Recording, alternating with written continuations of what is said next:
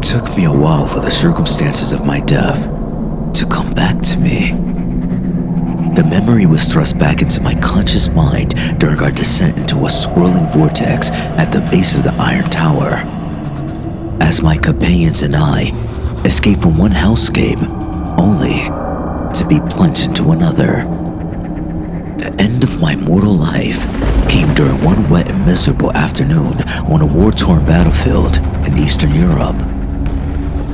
At the time, my platoon was deployed along a supposedly quiet section of the front, and I guess I got complacent.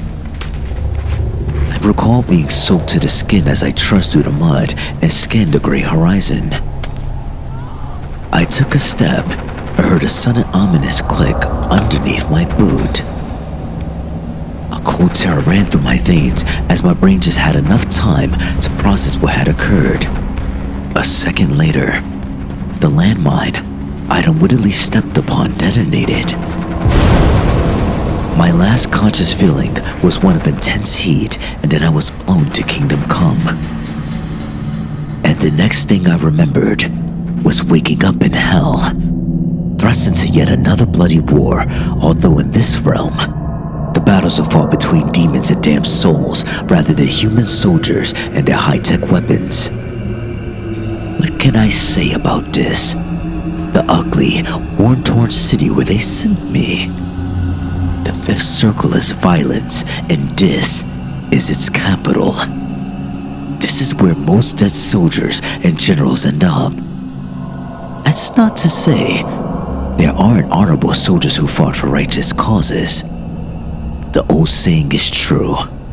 War is hell. The bloodshed and violence changes a man. It corrupts his soul and forces the mark of Cain upon him. And in the end, few, if any, escape unscathed. You can't die in hell, but you can suffer. They can blow your body apart, chop your head off your shoulders, but the suffering never ends. When I awoke in the afterlife, I was instantly confronted with the true horrors of this. Experiencing the foul stench of death, seeing the medieval city burn under the flames of thousands of fires, and witnessing towering demons and bloodthirsty harpies tearing lost souls to shreds. I suppose I should count myself lucky that I met two DIS veterans who took me under their wing. I knew little about Sebastian and Isabel, two damned souls who died in past wars before being dropped in the terror-filled streets of DIS. It was Isabel, the mysterious Amazon-like warrior who explained the origins of the conflict. Minos was the gatekeeper of hell and former recruiter of Satan's army. But the serpent-like demon had revolted against Lucifer in an attempt to take control of the underworld and 9 circles.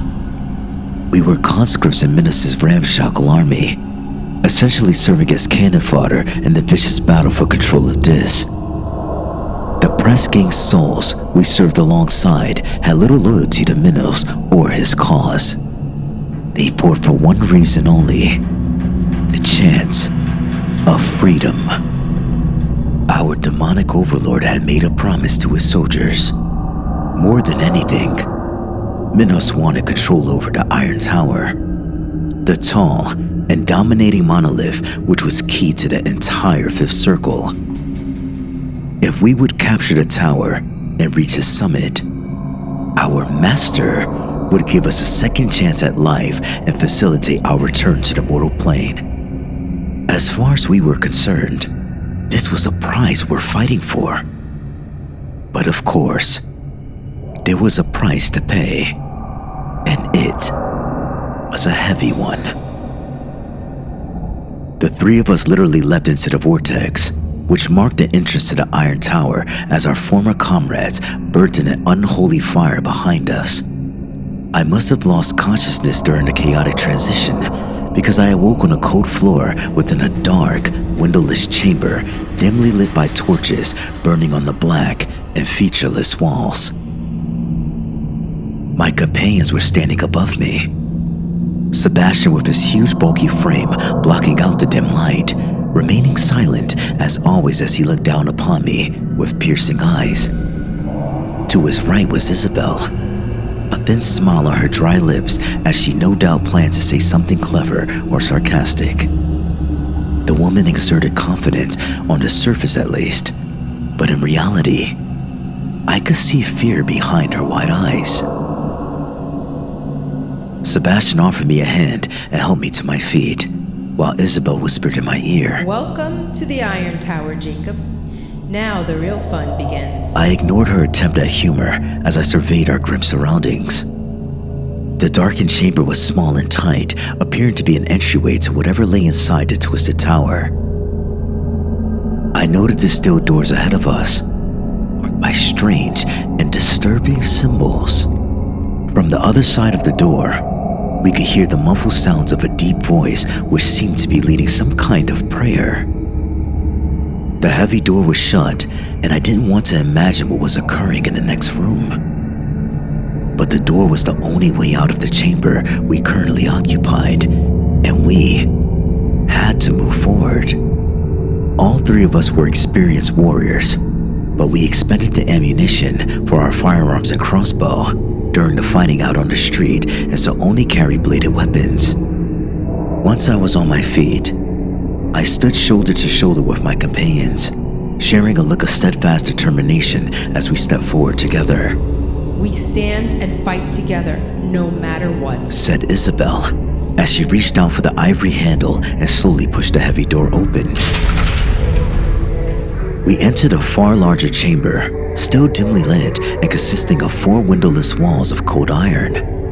Although, I noted how the walls were adorned with hellish imagery, crude images of demons and monsters which appeared to be painted in blood. In the center of the vast chamber stood a group of humanoid figures dressed in dark red robes and with inverted crosses hanging from their necks. They had hoods covering their heads, and I couldn't see their faces in the darkness. But I noted how they were standing in a circle around a blood-red pentagram painted upon the metal floor. Behind the circle of robed cultists was a white altar, which appeared to be constructed from assorted bones and skulls. And upon the altar stood who I assumed was the cult's leader, a tall, thin and bald man with ghostly pale skin and intense, bug-like eyes. He initially ignored our presence in his chamber, as the three of us simply stood in a doorway, watching and listening as whatever twisted ceremony they were performing proceeded unopposed. When the cult leader spoke, his voice was high-pitched and chilling. "Disciples of the Dark Lord, we face a great challenge at this time. War has come to our Lord's unholy kingdom, and the arch-traitor is laying siege to our most twisted and wretched stronghold. But we will not abandon our faith, even as the most horrid beams of light invade our darkest spaces. We, the loyal servants of Lucifer, must stand tall and make the sacrifices we need to obtain victory." He paused, turning his head and shouting to yet unseen cultists behind him. "Gods, bring out the prisoner."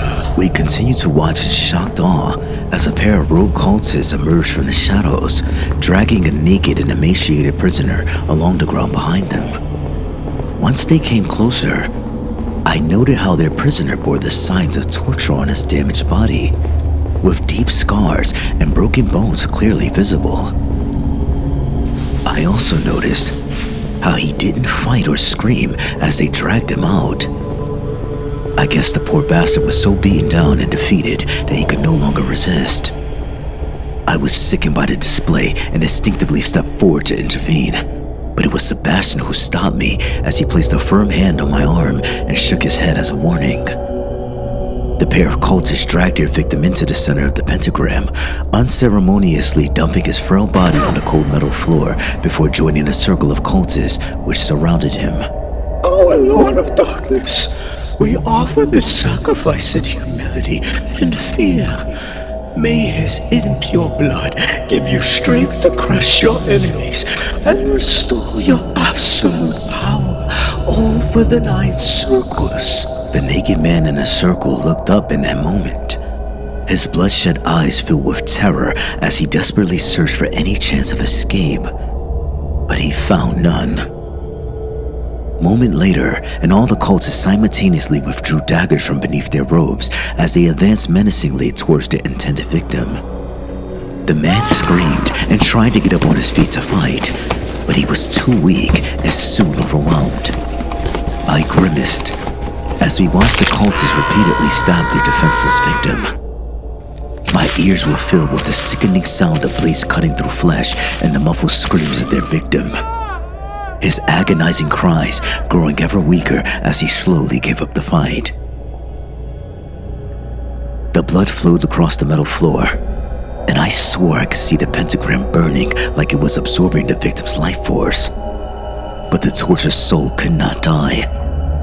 This was hell after all, and he was condemned to suffer here for all eternity. His body was a bloody mess by the time the cultists ended their savage attack and withdrew their blood-stained knives. The unfortunate victim continued to whimper on the cold floor, bleeding from dozens of deep stab wounds and begging for his agony to end. And then, the pale-faced cult leader spoke, his chilling voice echoing throughout the iron chamber. Ashes to ashes, dust to dust. Let it be so. With that, he raised his bony hands above his head and evoked some kind of black magic, summoning fire as if from thin air. My companions and I looked on in awestruck horror as a fireball was formed. A burning orb which hovered over the cultist's head before he thrust it forward with the mere swipe of his left hand. And suddenly, the fireball soared through the air and hit the helpless victim, engulfing his broken body in an unholy fire. The man screamed one last time before his body was burnt away, dissolving into ashes in front of our eyes. With the sacrifice made, the pentagram was consumed by a circle of white flames, which burned fiercely as Lucifer apparently absorbed the victim's soul. And even though his physical body was reduced to cinders, we could still hear the victim's disembodied screams echoing throughout the chamber, as his eternal suffering had surely reached a whole new level of savage horror. I shuddered over what I just witnessed. That's not to say I wasn't familiar with acts of violence. I'd seen and participated in many such acts during my military career, but the normalization of the cruelty and savagery in hell was beyond anything I'd previously had been subjected to. I continued to stare in mesmerized horror at the burning pentagram until I was shaken back to reality by Isabel. We need to keep moving. She whispered. We can't stay here. I nodded my head in agreement, as did Sebastian. The three of us moved forward cautiously, keeping our bladed weapons to hand in case we needed to fight our way through. But we were seriously outnumbered. I counted a dozen red-robe cultists in total, 13 if you counted their leader. I did fancy our chances if it came up to a stand-up fight, and so we planned to sneak past the cultists in slim hope that they wouldn't notice our presence. But of course, we weren't so lucky. In an instant, the dozen cult members turned their backs on the fire as they all faced in our direction. I still couldn't see their faces, which remained hidden under their hoods, but we could see their hideous eyes, burning red with a fury intensity. Whatever these things were, they definitely weren't human. The daggers emerged next, as all 12 cultists withdrew their still blood-soaked daggers and pointed them menacingly in our direction. The three of us formed a defensive line and prepared to fight, as the armed cultists slowly advanced upon us. But, to our immense surprise, their leader intervened as he called out to his bloodthirsty followers. Do not attack. Let them pass. Their souls belong to the Dark Lord, and only he can decide their fate. His words chilled me to my bones, even after the cultists wordlessly obeyed their leader's orders, withdrawing their daggers and standing aside to let him pass. We moved forward cautiously, keeping our weapons handy as we prepared for the possibility of a double cross. There was a second door on the far side of the chamber, which appeared to be the only way out of the room. None of the cultists attempted to stop our progress as we made our way past the scene of the brutal sacrifice. But to get to the door, we needed to pass the altar where the pale-faced warlock stood. His cold eyes followed us closely as we walked. I thought he'd keep his promise and let us go, but suddenly, the warlock shot forward at incredible speed, heading straight for me and grabbing a hold of my body before I had a chance to resist. He knocked the blade out of my hand with ease before taking a firm hold, pulling me so close as I was forced to look into his cold eyes and felt his icy breath against my skin. Let him go! Isabel screamed. But the warlock didn't even seem to notice as he continued to stare right into my eyes. I shook uncontrollably in his tight grasp as he spoke his chilling words into my ear. But, to my surprise, he delivered what sounded more like a warning than a threat. You are entering a hell beyond your worst nightmares and will be forced to face the darkest corners of your own psyche. You cannot trust anyone or anything. And remember one thing, Jacob. Evil begins in the heart, as impure blood is pumped through the arteries and corrupts the body. To defeat evil, you must eliminate the source. I didn't understand what the warlock meant, but was relieved when he released me from his icy grip. Go now, He said, as I returned to my comrades. Proceed to the next level. I led the way, still shaken by the encounter with the ghoulish entity. I placed my hands on the ivory handle and experienced a chilling foreboding as I opened the heavy door, which allowed us to proceed to the next area. What we found behind the next doorway was a narrow spiral staircase leading upwards. It was similar to what one would find inside a medieval castle, except that the steps were forged from iron rather than carved from stone. None of us liked it.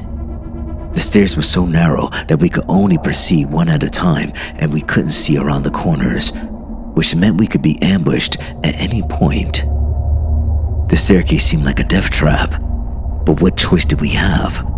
None of us wished to return to the previous chamber to face those bloodthirsty cultists and their demonic leader. So, after a short discussion, we decided to ascend. Sebastian led the way up the spiral stairs. He was the strongest and so best placed to defend our small party from a sudden attack. Meanwhile, Isabel walked in the middle while I took up the rear. I don't know how many steps we climbed in our ascent. I lost count. All I know is that I was soon exhausted and disoriented. I think my companions were also tired and frustrated, and we weren't fully alert when the attack finally came. Sebastian let out a sharp cry, raising his machete to counter the swing of his enemy's blade. I heard the distinctive sound of steel striking steel and saw what looked like a medieval knight on a staircase attacking Sebastian with a short sword. The attacker wore a full suit of black armor with an inverted cross emblazoned on his chest plate. He wore a helmet which covered his face, but I could see his eyes through the visor, eyes which burnt a demonic red. He screeched like a banshee as he swung his sword, and Sebastian struggled to defend himself as he desperately parried the attacks. Unfortunately, both Isabel and I were unable to help our comrade because the staircase was too narrow. But I would have promise of my own before too long. I heard the heavy stomping of footsteps behind me, turning just in time to confront the second attacker. Yet another dark knight charged up the stairs towards me. He was clad in the same black armor and seemed identical to the first attacker. His red eyes burned with a fiery intensity, and he let out a hellish wail before thrashing out with his sword. I reacted on instinct, using my own blade to block their attacker's sword, but the sheer force of the attack knocked me off my feet as I tripped on the steps. The fiendish knight continued his assault, attacking with his blade as I struggled to parry the hard blows. I don't think I would have lasted much longer, but thankfully, Isabel came to my rescue. I remained on the ground as she thrust out with her knife, stabbing the knight in his throat after expertly finding the gap between his body armor and his helmet. A moment later, Isabel kicked out and sent the knight tumbling down the metal staircase. While this was happening, Sebastian gained the upper hand over the first knight, using his machete to saw through the enemy's neck. Our comrade made good use of his brute strength to cut through the flesh and bone until he severed the knight's head completely. Next, Sebastian calmly lifted the severed head and held it aloft. To my horror, I noticed how the knight's red eyes were still burning as they looked down upon us.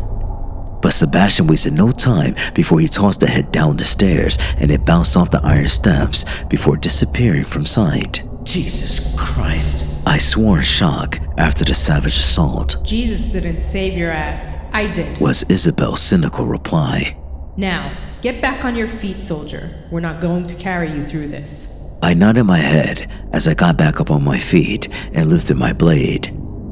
Isabel's warning was clear to me.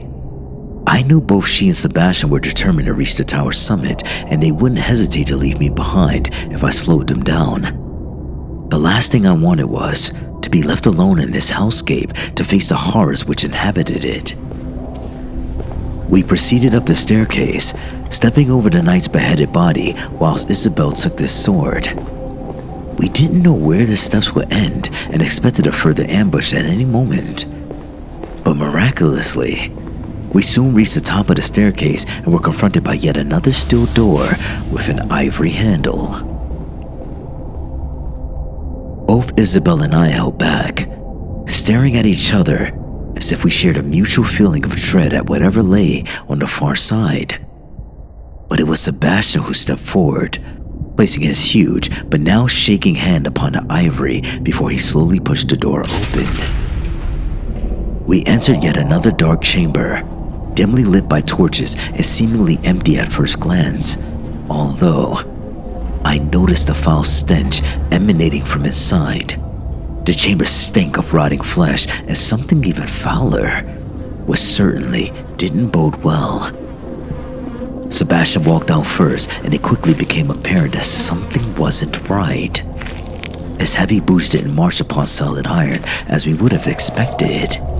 Instead, his feet sank into wet mud, which apparently covered the entire floor within the latest hellish chamber. Sebastian looked back at us with anxious concern in his dark eyes. He sunk a few inches into the mud, and it was clear that our progress through this level would be slow and difficult. Nevertheless, we had to keep moving forward, no matter how tough our journey became. Isabel and I soon followed in Sebastian's footsteps and stepped into the inexplicable field of mud. We slugged through, struggling with each step as the mud hampered our progress. I could see the next doorway at the far end of the chamber, but this was a large room and it would surely take us a long time to make it across. Still, trekking through mud wasn't the worst horror I could imagine. But of course, the hellish chamber had yet another nasty surprise in store for us. I think I was the first to see it. A figure or creature emerging from the mud in front of us, digging its way to the surface and slowly crawling towards us. I shouted out a warning and pointed in that direction, but soon, more creatures emerged from underneath the muddy surface, all heading towards us. It was only when the creatures got close that I realized these entities were people, or at least they'd once been. Mud covered their faces and bodies, but I could just make out their tattered uniform underneath the grime and dirt. Their eyes were filled with madness and hunger, and their bodies were broken almost beyond recognition. Most were missing at least one leg, and none were able to stand upon the muddy ground. They used whatever limbs they had left to crawl and push themselves forward. I counted at least 24 with more coming up to the surface with every passing moment. Shit, we've got to move. Isabel swore. Sebastian was the furthest forward of our trio and so led the fight back. He tried to wade his way past the now moaning lost souls, but they grabbed him and clawed at his legs and attempted to drag him down. Our comrade reacted with predictable violence, crushing skulls underfoot and slicing off their limbs and heads with his machete. It wasn't long before the ravenous souls reached me and Isabel, and we were forced to join the fight. The first living corpse attempted to bite my ankle before I brought my blade down, burying it in his skull. That point onwards, I acted like a berserker, thrashing out, slaying zombie after zombie as I slowly fought my way forward towards the door and only exit. All three of us were fighting like hell, but we were seriously outnumbered. I glanced to my left and saw Isabel was in trouble, as 6 zombies had surrounded her. She cried out as the creatures clawed at her legs and started to pull her down into the mud. I moved towards her, wailing like a maniac as I started hacking and kicking. Before long, I slayed all the attackers, cutting their rotting bodies into pieces. I helped Isabel back onto her feet, and she shot me a smile whilst mouthing, "Thank you." I felt satisfied because I returned the favor and proved my worth, but we were still in significant danger. We continued a slow and desperate fight, trudging through mud whilst hacking our attackers up with our blades. The battle was tough and exhausting, but the three of us so nearly made it. Isabel and I managed to find our way to the next door, but Sebastian lagged behind. I hadn't noticed during the violent chaos, but he seemed to be the main target of the legless zombies, as if they had a personal vendetta against him. We saw him about 10 yards behind us, desperately fighting against a host of the undead. They groaned and snarled in hungry anticipation whilst grasping their victim's legs and biting into his flesh. Sebastian roared in fury and fought back with all his might, but there were too many for him. I wanted to run back and go to the aid of my stricken comrade, but Isabel stopped me, placing a firm hand on my shoulder and saying, It's too late, Jacob. And sadly, she was right. Soon, Sebastian's strength faltered and a scrum of mud-caked bodies pulled him downwards. Our comrade dropped his machete and stopped fighting. It seemed he now accepted his fate. Sebastian looked towards us in the last moment, his eyes emotionless and his mouth firmly shut.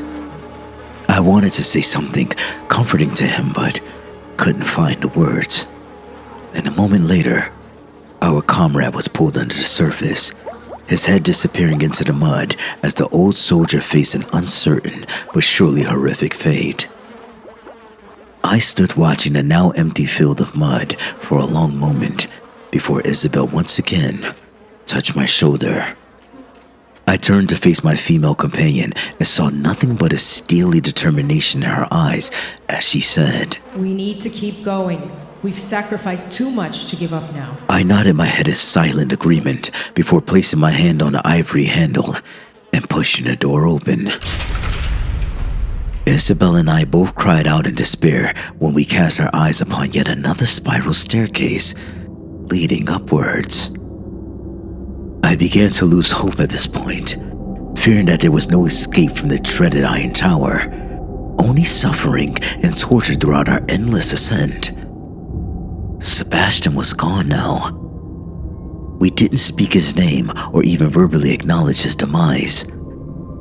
I realized our ill-fated companion wasn't at peace. Instead, he'd surely been dragged to a deeper and darker circle of hell where he'd be subjected to even worse torment.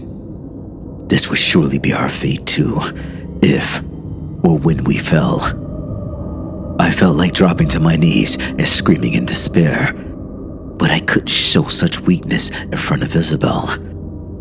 After a short pause, We proceeded up the staircase. Isabel led the way while I followed. It seemed to make little difference, however, because an attack would come from ahead or behind. We proceeded slowly and with extreme caution, expecting to be assaulted by demonic knights at any moment. But when the attack eventually came, it was in a most unexpected form. I suddenly heard a low hissing from behind, turning to see a red serpent slithering up the stairs towards me.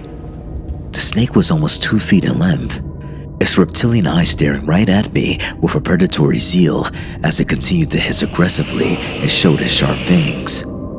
I shouted out a warning to Isabel before thrashing out with my blade and cutting the serpent in two.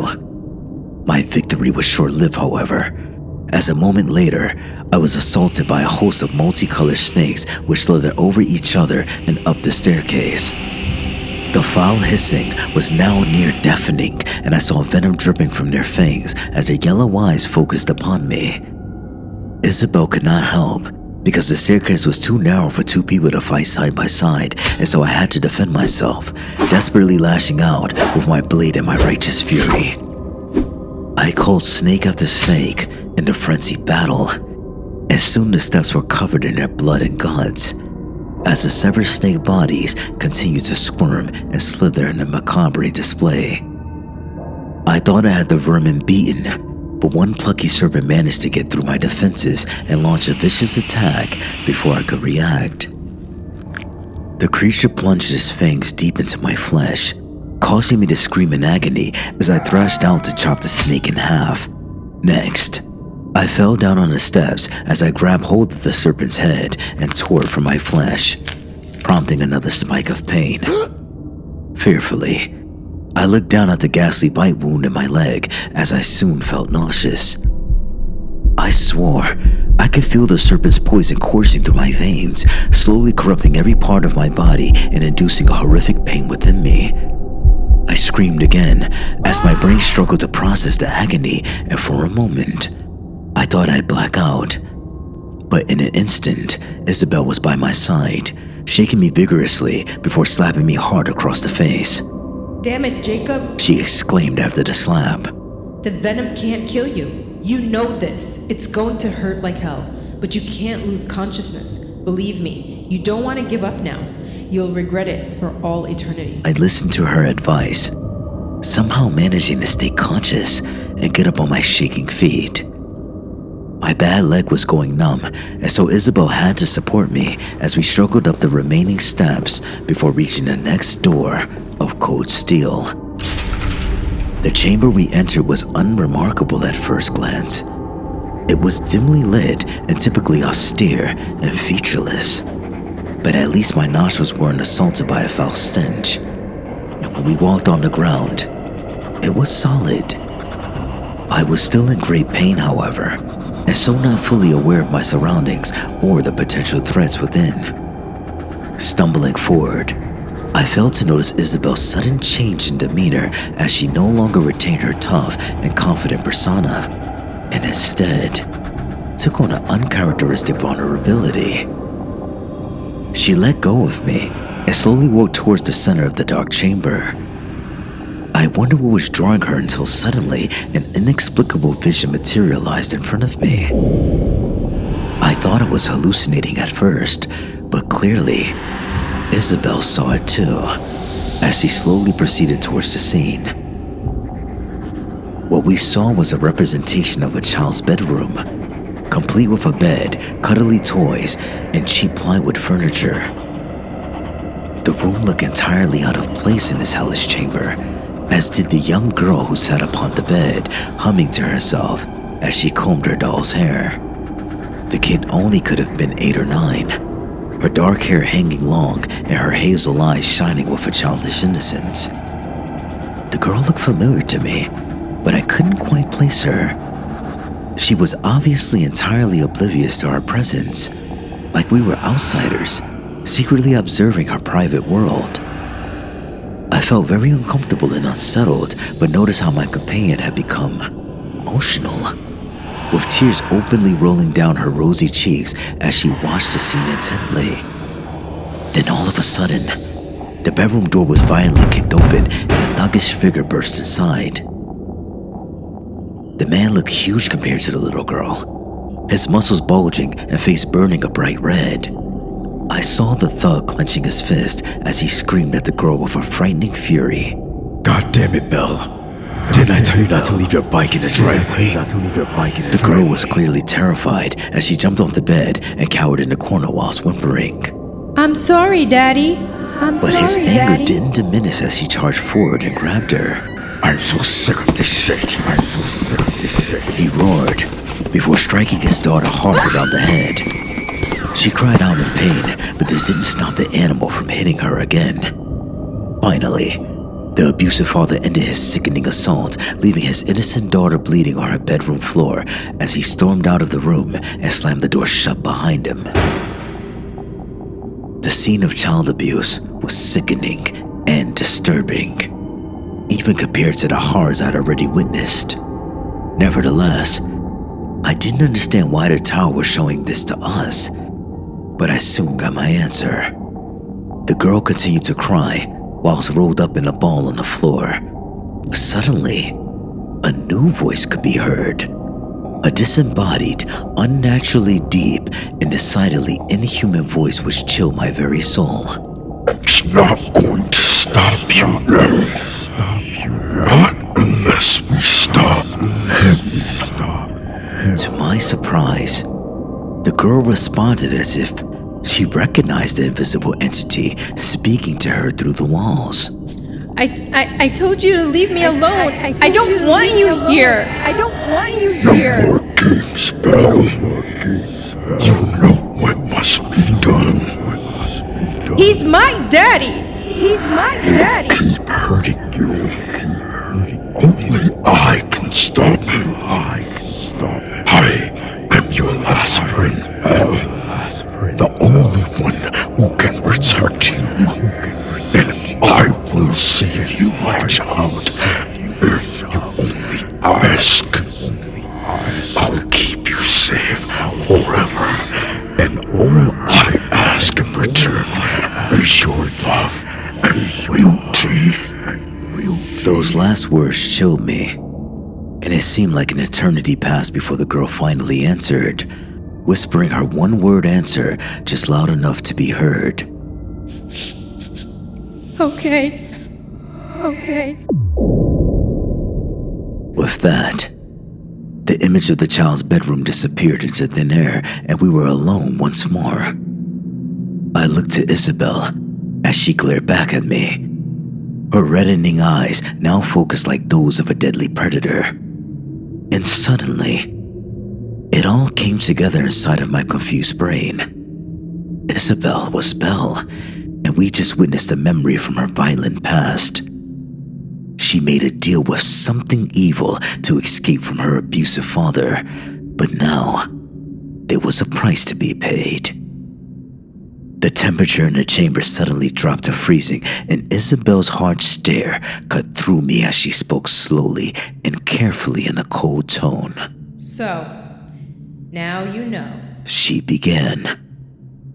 My jaw dropped as I struggled to find words to reply. What did you do, Isabel? I asked fearfully. I noticed how her hand was poised on the grip of her sword as she explained. The Dark Lord saved me from that abusive asshole. He gave me my life back, and I've served him ever since. They used to call me the Angel of Death. Did you know that? I was a sniper, the best in the business. How many souls did I send down to my master? Honestly, I stopped counting after I reached double figures. Send them all to hell. That was my motto. I served Lucifer well in the mortal realm, right up until the day they dropped a 1,000-pound bomb on my head. I shook my head, hardly believing what I was hearing. I don't understand. I blurted out. You fought for Minos, not for Lucifer. You recruited me into the rebel army. She smiled cruelly before replying. I was never loyal to Minos. The Dark Lord sent me to infiltrate his forces and act as a spy within the traitor's army. I've performed this task to the best of my abilities. But what I really excel at is sending fresh souls to the ninth circle. She paused momentarily before delivering the killer line. That's where you come in, Jacob. I noticed how she started walking slowly towards me with her blade drawn. Sensing the threat, I started to back off whilst reaching for my own weapon. Why? I asked in confusion. Why me? She shrugged her shoulders whilst continuing her menacing approach. Don't ask me. I'm just following orders. Lucifer wants you, Jacob. I guess he sees potential in you. But take my advice. Don't resist. This will all go a lot easier if you just let it happen. She smiled thinly, her eyes gradually changing color to blood red as she raised her sword to attack. But my heart was filled with defiance. Isabel had betrayed me. But I had no intention of going down without a fight, nor would I ever willingly serve the devil. I was still suffering from the snake's venom, and so, in a weakened state. But nevertheless, a surge of adrenaline pumped through my corrupted veins as I launched a preemptive strike, thrashing out with my blade in an attempt to slice Isabel in two. She parried my blow, but this didn't deter me. Using my last reserves of strength, I struck again, this time slicing Isabel deep across her chest. But to my horror, she hardly seemed to notice the wound. Instead, my opponent merely laughed sadistically, her red eyes burning bright as she launched a retaliatory attack, deftly and precisely using her sword to test my defenses. I managed to block her first few attacks, but then she went low and cut my thigh. I screamed in pain and stumbled backwards. Isabel laughed again as she went in for the kill. I was weak and in a lot of pain, and I realized I wouldn't last much longer. But strangely, at this moment the cryptic advice of the warlock came back to me. Trust no one. Corruption comes from the heart. Destroy the source.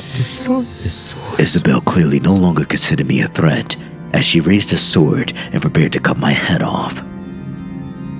I knew I had only one chance, and so I took a deep breath and made my move, thrusting my blade deep into Isabel's exposed chest. By luck or skill, I struck the right spot, the force of my thrust penetrating her ribcage and plunging straight into her heart.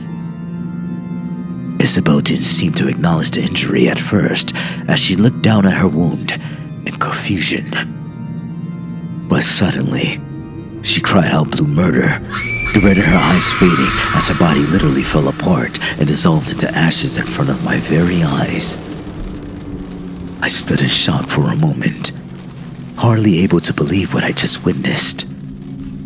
I reckoned Isabel was now with her master in whatever hellscape he called home.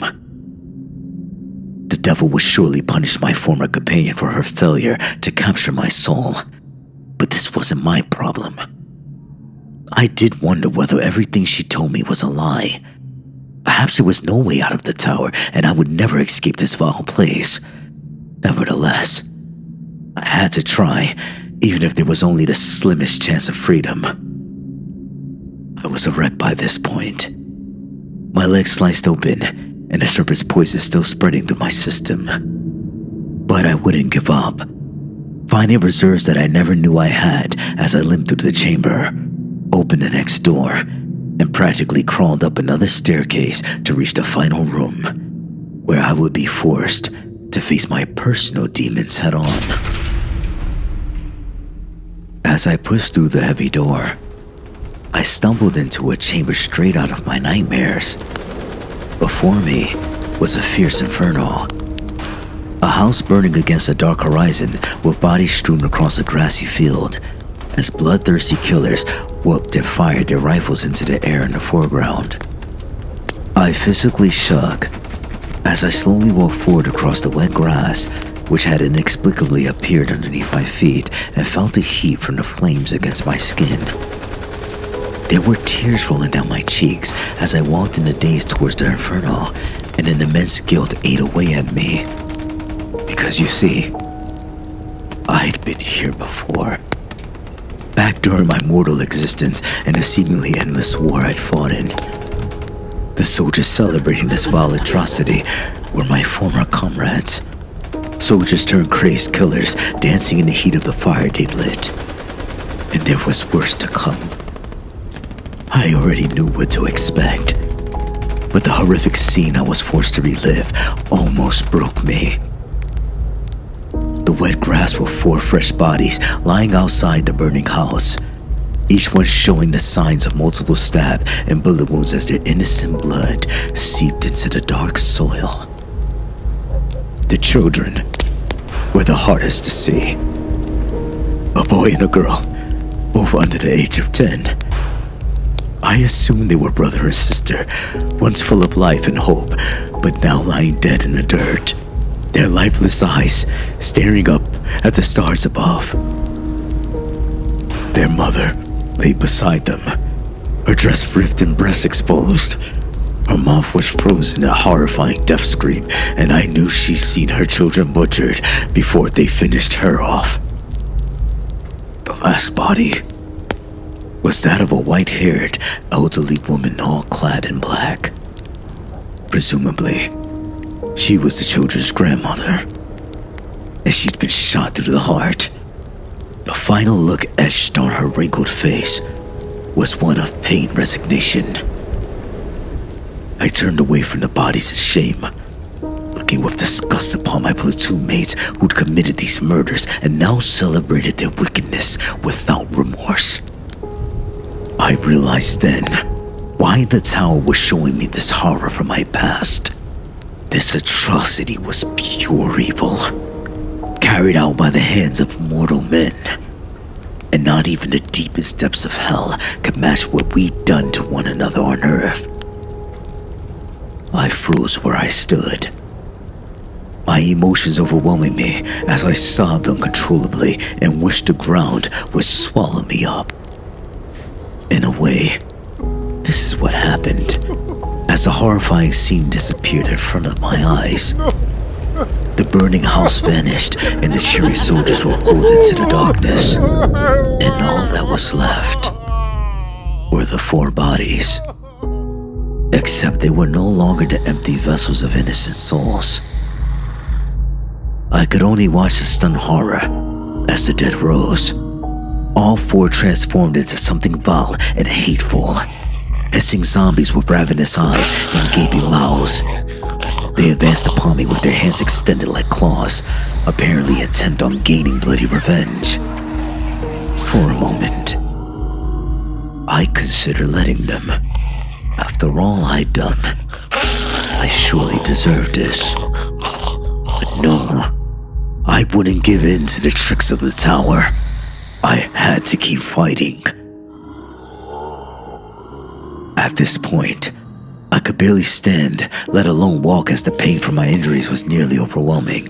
But somehow, I summoned the strength to go on, limping towards the steel door at the far side of the chamber.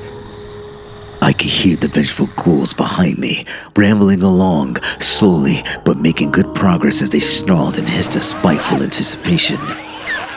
I didn't turn around as I shuffled across the cold metal floor, my whole body aching with every movement. I got within 10 yards of the door before I collapsed in exhaustion, no longer able to walk and so reduced to crawling. The zombies were right on top of me now, gasping and clawing at my dragging legs as I desperately tried to kick them off. I felt helpless as he began to drag me backwards, and I was sure I was done for. But, to my immense surprise, the attack ended as abruptly as it had begun. I turned my head in astonishment, only to see the murdered family standing and watching me. They suddenly ended their murderous assault upon me, and their dead eyes were no longer filled with hate. Instead, I saw a deep sadness in the woman and the children as they looked down upon me. It was almost as if they pitied me.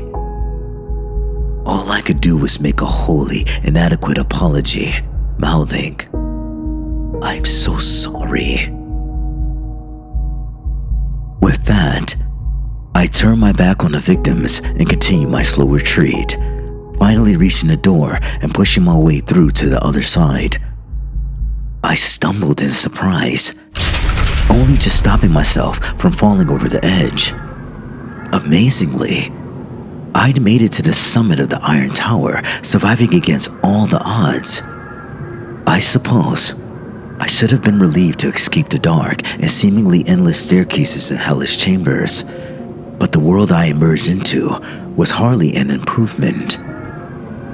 Instead of sunshine, I was faced with a blood-red sky, and the air was anything but fresh, as my nostrils were filled with the foul stench of death, decay, and burning flesh. My weary eyes slowly scanned downwards as I heard the distant cries and clashes of far-off battles. Several hundred feet below me was the doomed city of Dis. Hell's capital was seemingly infinite, as all I could see in every direction was crumbling buildings and military fortifications.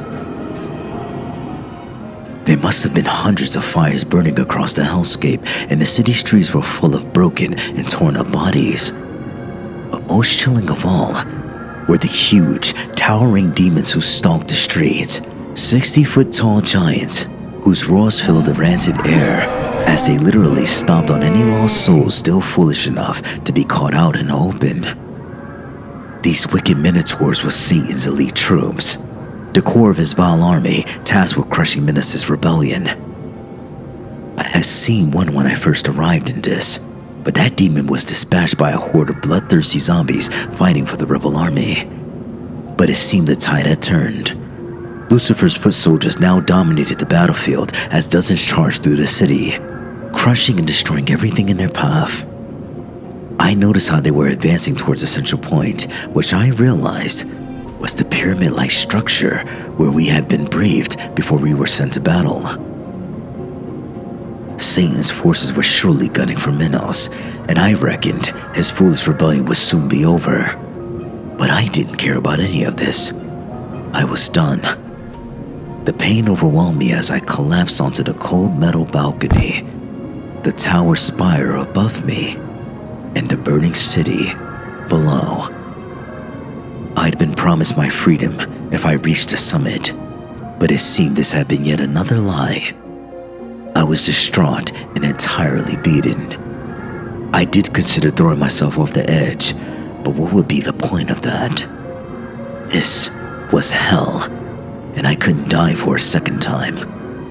It seemed there was no escape, and I was in fact doomed to an eternity of torture and suffering. But suddenly, I spotted something in the corner of my eye, a winged creature descending from the crimson sky above. At first, it was a little more than a dot on the horizon, but the flying entity was coming even closer and evidently heading straight for me. I didn't have the strength to fight or flee.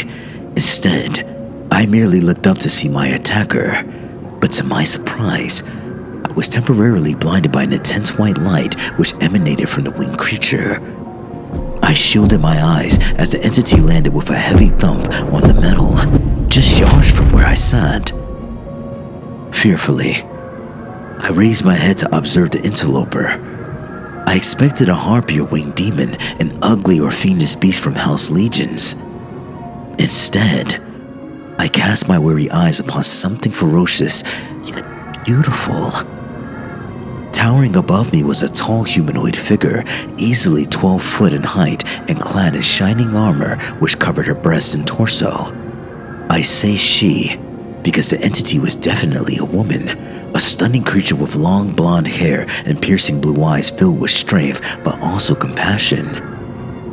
She carried a mighty sword which would surely light up even the darkest of places, but she did not draw the weapon to threaten me. Instead, she spoke in a song-like voice which was both booming yet comforting at the same time. Rest easy, my child. I mean you no harm. My jaw dropped as I struggled to speak through all my pain and shock. Who are you?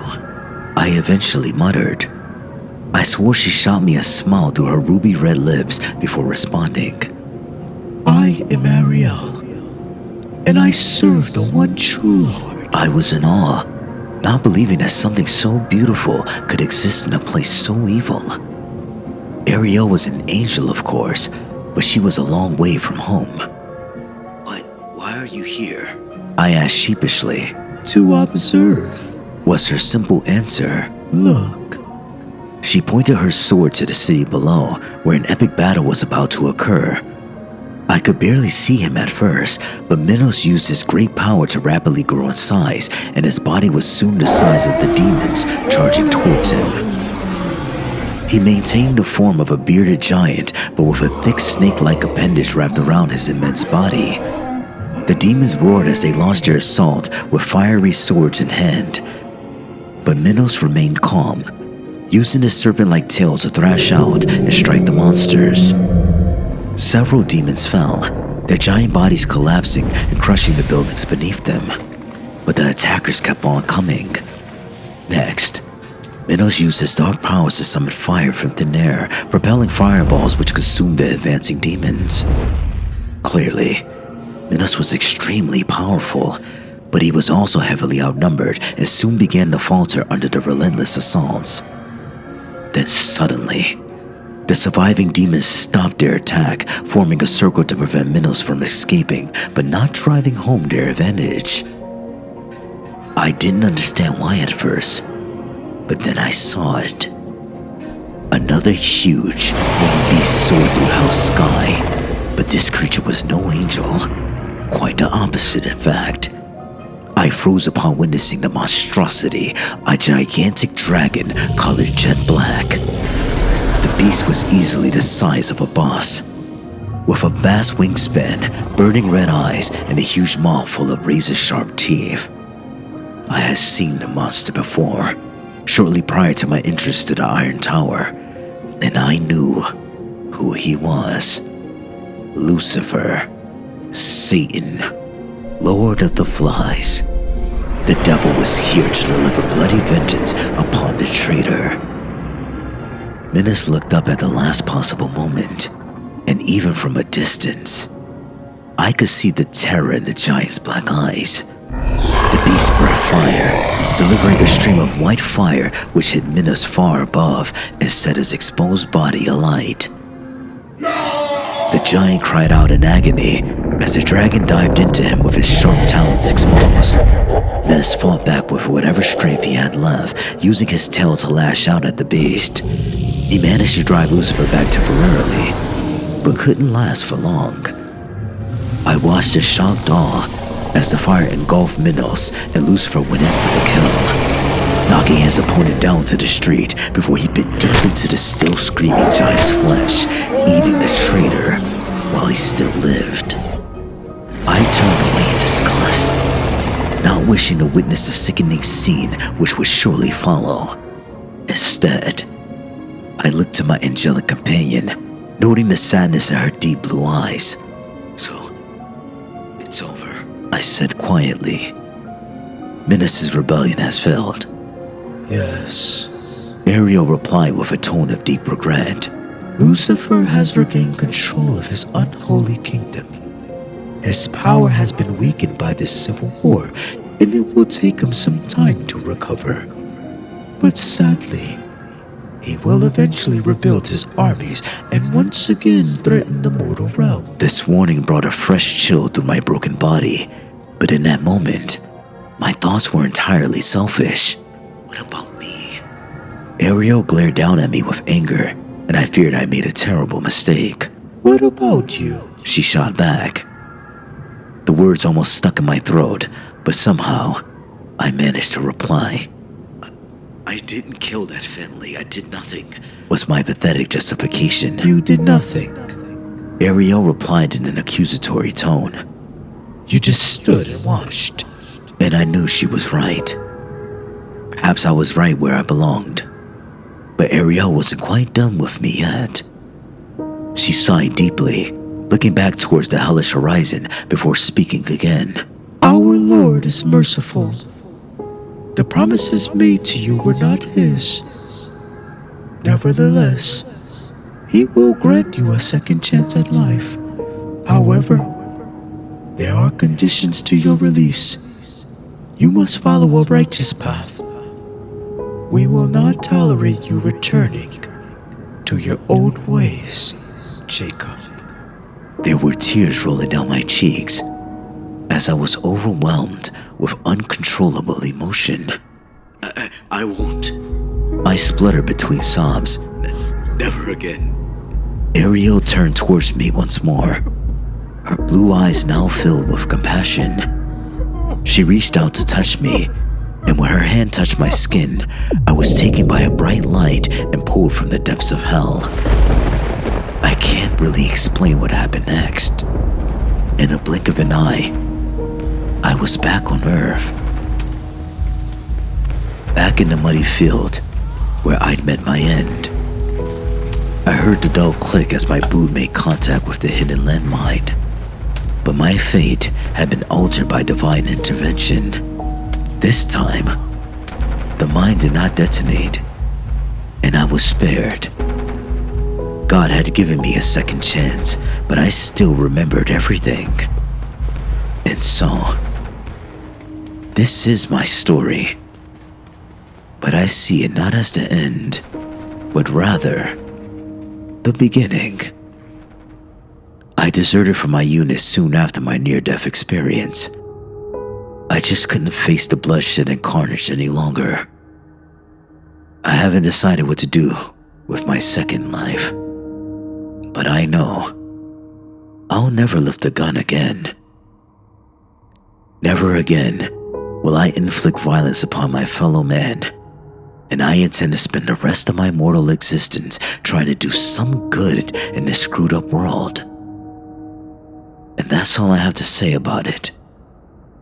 Peace be with you, my friends.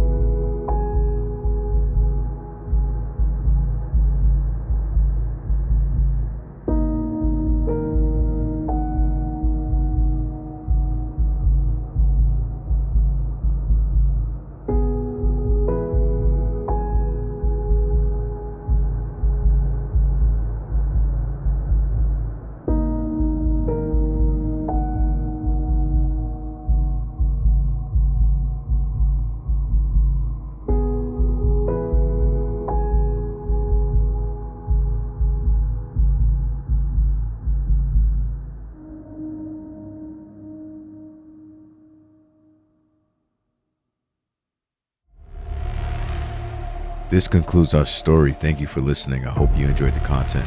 Please like, comment, and subscribe, and I'll see you in the next video. Bye.